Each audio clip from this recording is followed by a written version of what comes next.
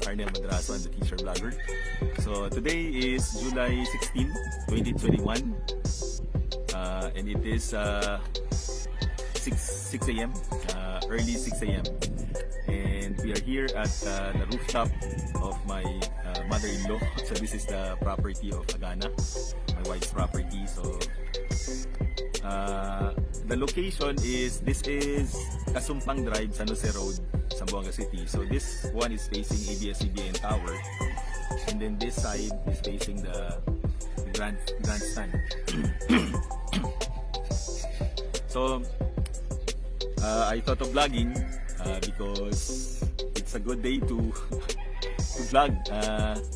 So I had my vaccine Wednesday, Thursday, Friday. So this is the third day that I have the second jab or second dose of the COVID-19 vaccine. So the weather here is a bit cloudy. Early in the morning, at dawn, it was drizzling. Now there's still a bit of raindrops, no? But I think it's already really subsiding. Here in the mountainside, you can see really there's building up of clouds, but it's already moving. Since the sun is going up, it's already a bit moving away from the mountains. So maybe I'll show you the mountainside. Okay, so here is the mountainside. I think in terms of location, this here facing the mountainside, that's the Abong-Abong, Mount Pulong Batu. So Mount Pulong Batu is, I think, the north. So this is north, west, east, south, right? But I'm not sure if how this is registering in the cell phone, because normally I observe that in the cell phone there's a different, like when I'm using my right, this is my right hand, but in the cell phone it seems like it appears as the left hand. So I don't know what's with technology, no? Maybe it's because we are turning the cam to face the one vlogging, no? So okay, I'd like to share to you reasons why healthy diet leads you to ultimate happiness. So number one is that keeping yourself healthy will eventually lead you to enjoy life more, no? How can you enjoy life if you're always sick, right? How can you enjoy life if you're always going to the doctor? How can you enjoy life if all your savings are spent for the medicines and medical bills, right? So as I say, prevention is better than cure. So, you know, the problem with eating habits would be if it turns out to be bad habits, no? The day that we're living now, this generation is really more into instant. That's why the processed food industry is really increasing, is progressing because of the buyers, of the consumers, right? So this fast-paced life that we have somehow requires us to be on the go. So when you say on the go, you always rely on fast food, fast to cook. For example, wake up in the morning, what do you think? Think of eggs. Okay, no problem with eggs. There's unsaturated fat, there's cholesterol, but when you include in the diet hot dogs or bacon, so this will turn the breakfast into a bad habit, no? If you well, once in a while, okay, once a week you can take this, but if you're doing this every day, you take for example, you think of noodles, instant noodles. So instant noodles high in salt, no? As we know, instant noodles would have high in salt, and even there's saturated fat in this noodles. So bad eating habits will lead you to more frequent visit to the doctor. So it really starts with a conscious effort. It really starts with a conscious effort. Eat healthy. So, number one is really the long term. So if you keep on eating this processed food, unhealthy diet, in the long term, you will you will pay the consequences. No? So of course, I'm speaking from experience. If you ask me, I could have been healthier if I watched my diet. So, but at least never too late. No? I started eating healthy when I was, I think, 33 years old, 35 years old. But I could have been more conscious with my diet. But then again, you might say that I'm eating this food and yet I'm healthy. It depends on your body composition. It depends on your system. No? It's better, even if you're healthy, even if your body system is 100% okay, it's still safe to eat healthy. Because in life, you wouldn't really know when this will hit you. In life, you wouldn't really know when these bad circumstances would hit you. So that's why I think, part of the decision to eat healthy diet would be improve your spiritual diet. So, healthy diet, health could mean physical, and it could also mean spiritual. Much of this control, self-control on not or in what not to eat or what to eat would be. Much of this is rooted in our.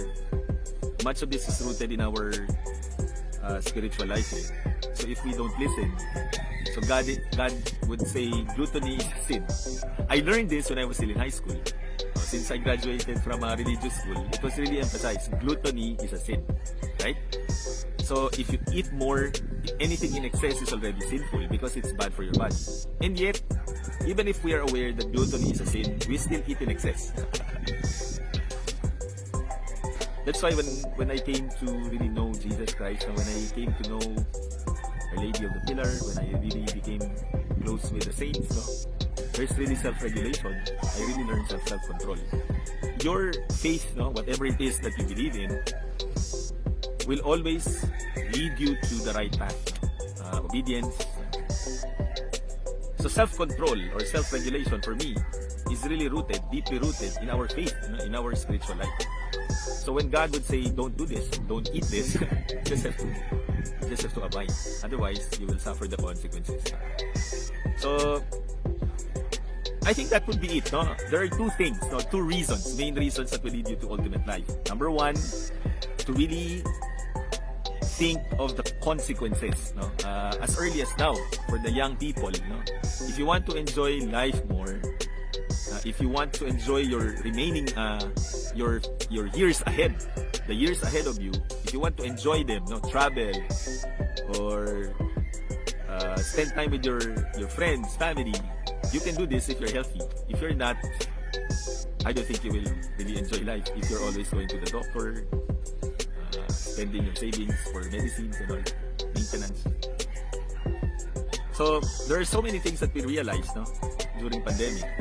So many things that we realize during pandemic.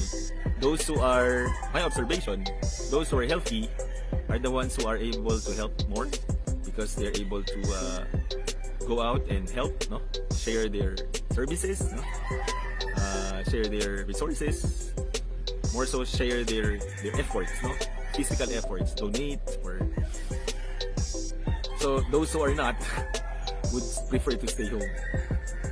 So, and then of course, if you observe, those who are healthy are the ones who are able to travel to the beach and all. But those who are not would prefer to stay home. Those who are taking the vaccine are those who are feeling that they're healthy, but those who are not would prefer to stay home. So that's the number one reason, why. Well, there's only one reason that I'm giving you. The ultimate reason would be think of the consequence, positive or negative, that a good eating habit will produce. It's the ultimate happiness. And what is the ultimate happiness? It's an indication that if you're healthy physically, that means to say you are also listening you're also mindful of your spiritual health. Because for me, self-control, self-regulation, obedience are values that we learned as early as we were children, based on our faith, no? Based on God. These are God's values. So God's values, spiritual health. If you're spiritually healthy, then this will also lead you to positive or good physical health. So spiritual health, good spiritual health will lead you to good physical health. No? So the young people nowadays, no, please just try to listen to what I'm saying. You know, before I used to hear people say about these things, you know, take care of your health, prevention is better than cure. But when you're feeling good, when you're still young, you don't think about this. So to my daughter and other young people out there listening, I think it's really important to really prioritize, because the name of the game nowadays, our future calls for healthy body. Because if you're not healthy, it's very difficult to find a job. No? It's very difficult to find a job. It's very difficult to go to school because of the threat of the virus. But if you're healthy, your immune system is strong, you're vaccinated. If the virus would hit you, it wouldn't really impact your health because you have strong immune system. Versus if you are not healthy, example, you're smoking, you're not eating healthy, you're drinking. So I think it's important to give our bodies, no, the time to rest, the time to rejuvenate, and the time to cleanse, so that we will enjoy life more. Okay, so I hope you like this vlog. So thank you for listening. Bye. See you later.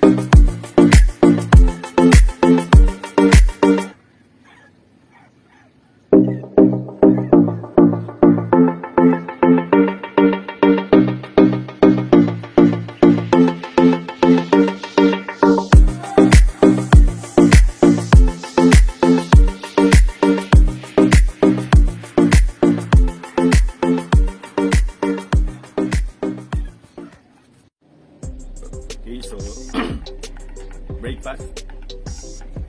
So I just had my vlog a while ago at the rooftop. At this level, there's another level more. This is third and this is the fourth floor. So where I was doing the vlog. So I vlogged first, and then I did Tai Chi, I exercised, and then now we're having healthy breakfast. So still, as always, I'm taking my this is already my hot drink, no? So at the same time, it's already the solid that I'm eating, no? The carbohydrates. So then lots of vitamins here. There's magnesium for strong immune system, no? So there's zinc, I think, here. Very less sugar, and there's fiber.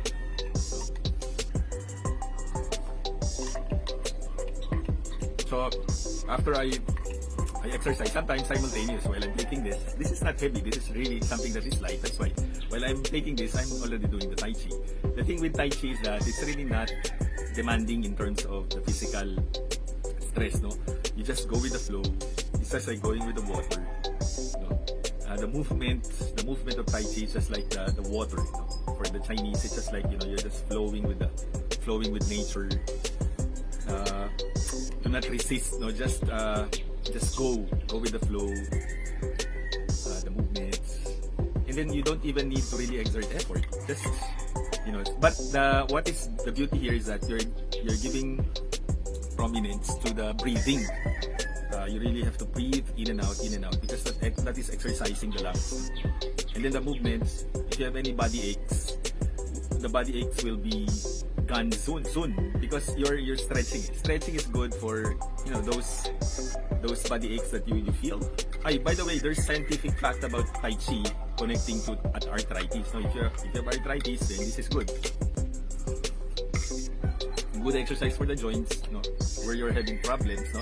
If your uric acid is high, you know, arthritis is really uric acid. So my uric acid is okay, so very normal.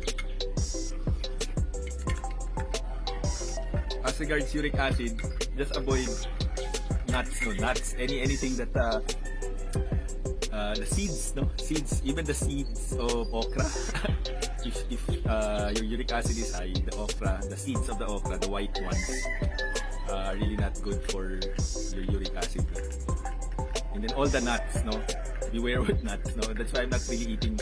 I think around 7 years ago, my uric acid was high, but it was corrected. So now I'm okay, because I'm not anymore taking food with high uric acid content, even vegetables with uric acid.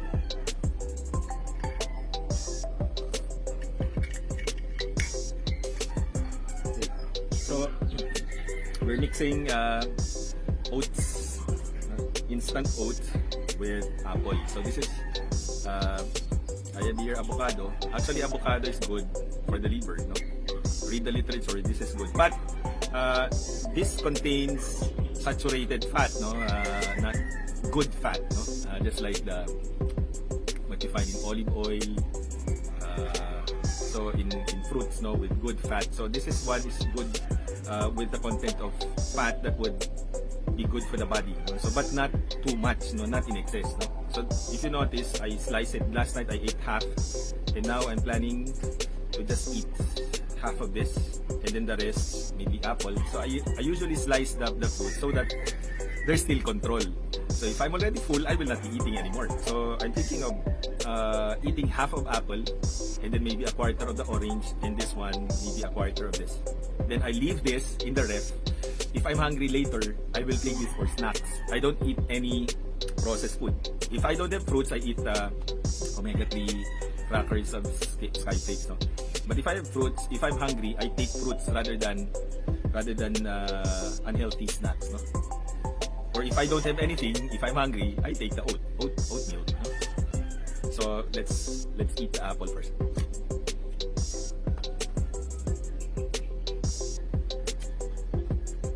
It's good to mix the.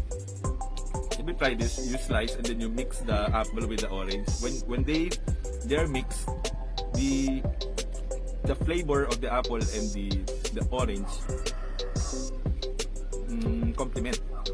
The flavors of the apple and the orange complement. So what I'm doing is I'm rubbing the apple with the orange.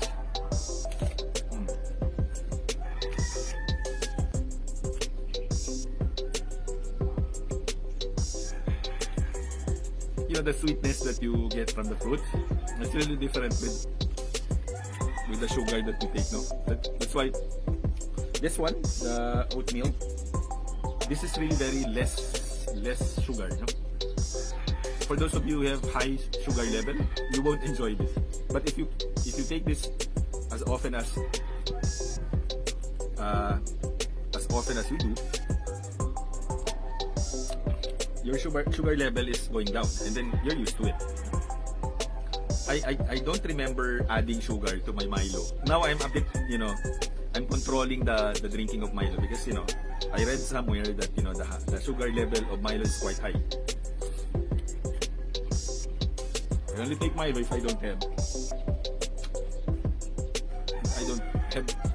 stock of oatmeal. It's my other option.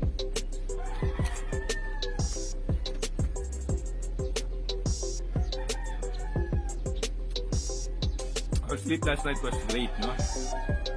The thing with the vaccine, when you close your eyes, when you sleep, it's just sleep. The moment you close your eyes, automatic you just rest. You wake up in the morning, you're energized. No?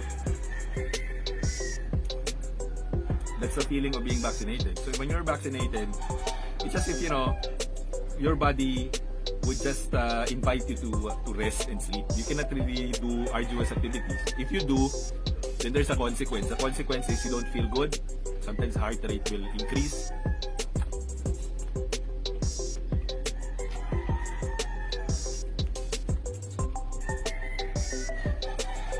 The avocado is still cold, no? So I'm going to take this later. A quarter of this.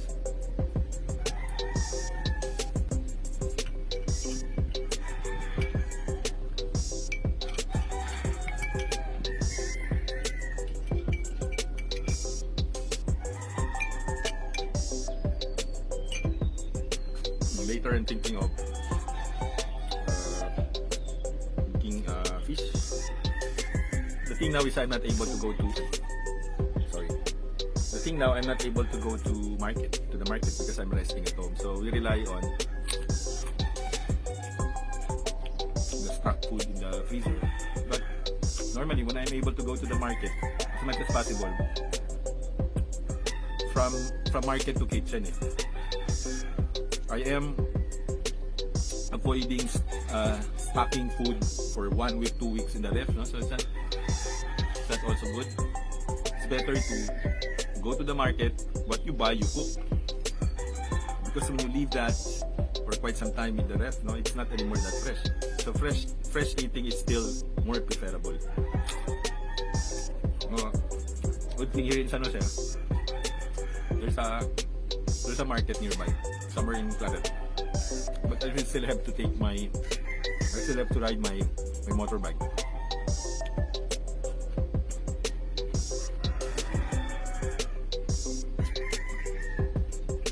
Okay.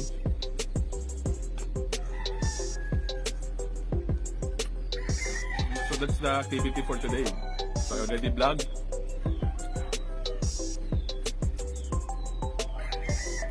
So the plan now, work plan now, since I'm not able to do much, at least I'm able to vlog and then still don't have the energy to check the thesis. Checking the research work of students would be stressful. Maybe tomorrow. I still need to rest today. This one is just, talking. Vlogging is nothing compared to the actual work. There's emotion also that goes to the checking. So especially students who are not following instructions. Stressful.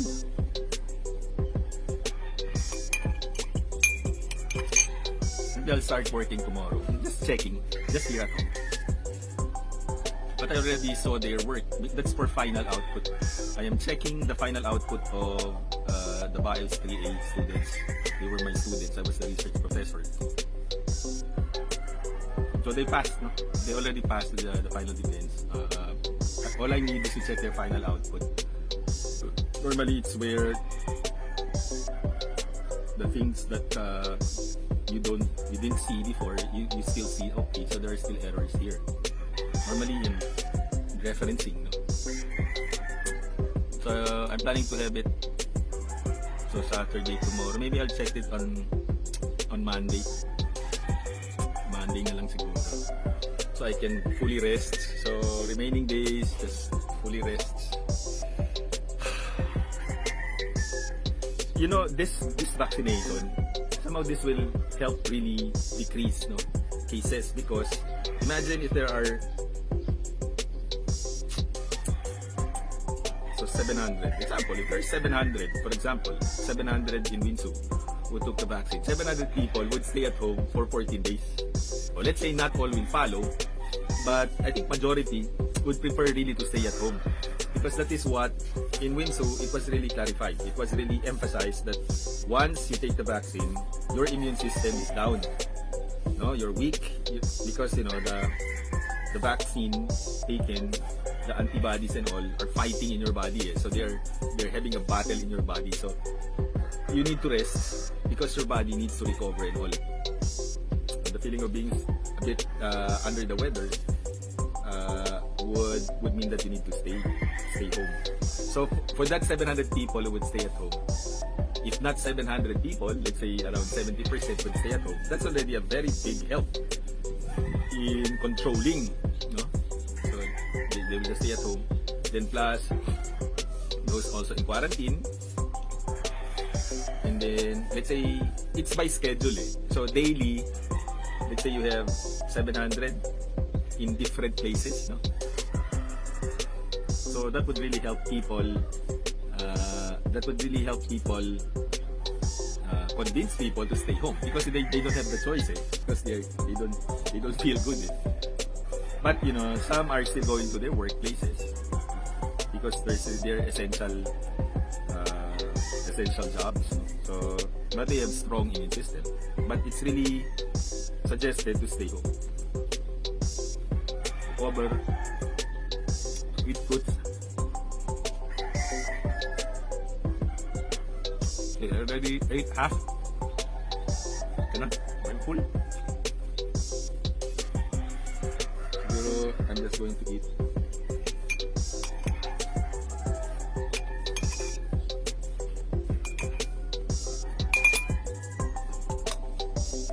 I'll just eat a quarter lang. A quarter lang. Kasi I ate half of apple, the small one, then half of orange. And maybe I'll just eat a quarter of the avocado.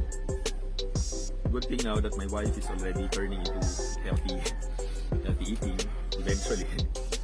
Sorry. So this is the avocado. Pure lang, no? So you don't need to add milk or whatever, just pure avocado. So if you read the literature of avocado, this is really good for fatty liver disorders, no? Actually, coffee is also good for the liver, but since I'm a hypertensive, careful, thinking of maybe instead of taking coffee, because I was really stopped from taking coffee because of the palpitations. Maybe I'm thinking of maybe green tea will do, but green tea has caffeine also.